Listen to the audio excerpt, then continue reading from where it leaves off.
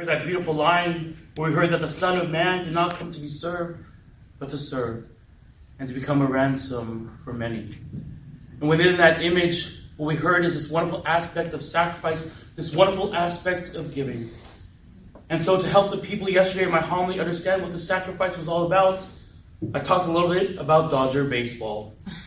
Because tomorrow, as we know, the World Series starts. And whenever we look at baseball, one of the things I talk about is there's two plays that I don't think in any other sports involve sacrifice. The sacrificial fly, the sacrificial bunt. Where these players intentionally, in a sense, may get out in order to advance the team, in order to score, in order to do something not for themselves, but for others.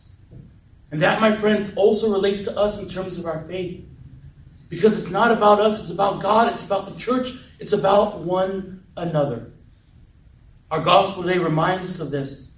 In this beautiful parable, as this man is thinking just of himself, storing up all of his goods in order to live that life, maybe of luxury, that life of goodness, to rest, eat, drink, and be merry. And I'm not saying that's not something that we should strive for. I think we all deserve to rest. We all deserve to eat and drink. We all deserve to be merry. But at the same time, what we also have to recognize is that call to give, that call to sacrifice of ourselves, giving of our gifts, our talents, whatever it is we have, in order to benefit one another. Not for ourselves, but for others.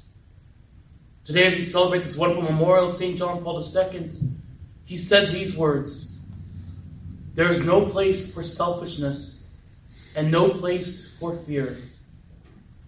Do not be afraid then when love makes demands. Do not be afraid when love requires sacrifice." Those are words that we must live by. Because those are the words that Jesus' life, his death, his resurrection was all about. How the great love of God demanded that he give his life for our salvation, for our redemption, to make that ultimate sacrifice for all of us. And as we gather today for this holy sacrifice of the Mass, we have the opportunity to once again enter into that life, death, and resurrection of Christ.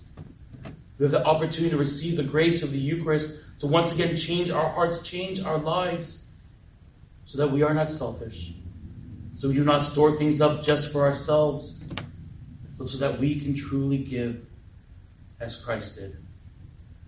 Today, my friends, God is asking us to make that sacrificial play, to do that each and every single day of our lives as we follow Christ and we make a sacrifice of love.